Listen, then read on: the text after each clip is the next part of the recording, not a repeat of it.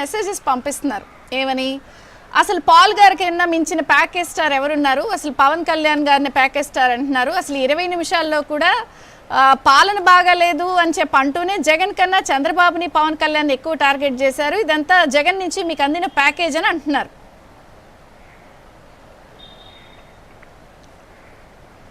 Paul గారు,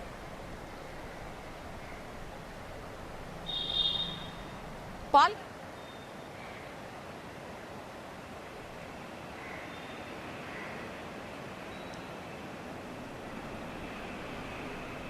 right. So Paul గారికి కొంచెం కోపం ఏమైనా వచ్చిందేమో మరి మాట్లాడేది. పాల్ గారు రైట్. సో మనం పాల్ గారితో అనేక విషయాలు మాట్లాడుతూ వస్తున్నాము. సో ఏపీ రాజకీయాలకి సంబంధించి అన్ని విషయాలపై. ఎస్ పాల్ గారు, మీరు పవన్ కళ్యాణ్ గారిని ప్యాకేజ్ స్టార్ అని అంటున్నారు. అంటే 20 నిమిషాల పాటు మన జరిగిన ఇంటర్వ్యూలో పాలన బాగాలేదని జగన్ అనకుండా కూడా కేవలం చంద్రబాబుని పవన్ని టార్గెట్ చేశారు.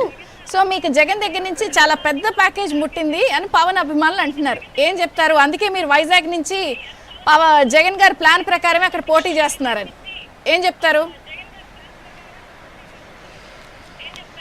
చూడండి అమ్మా, నాకు చంద్రబాబు నాయుడు గారు మిత్రుడు. జగన్ లైఫ్లో కలవలేదు.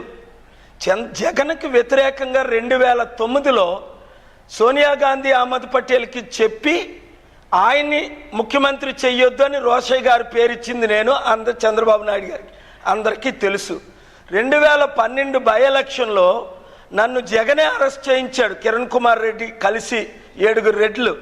ఎందుకంటే జగన్మోహన్ రెడ్డి అవినీతిపరుడు, ఆయన ఎట్టి పరిస్థితుల్లో ముఖ్యమంత్రి అవ్వకూడదని నన్ను ఫారెన్ మినిస్టర్ చేస్తానంటే 5 ఎమ్మెల్యేలని జగన్ ఎమ్మెల్యేలు ఓడించాను మీటింగులు పెట్టి. కానీ ఇప్పుడు అందరూ అంటున్నారు మీకు జగన్ గారి దగ్గర నుంచి చాలా పెద్ద ప్యాకేజ్ అందింది, అందుకే మీరు వైజాగ్ లో ఎంపీగా చేస్తున్నారు. ఇది జగన్ వ్యూహంలో భాగం అంటున్నారు.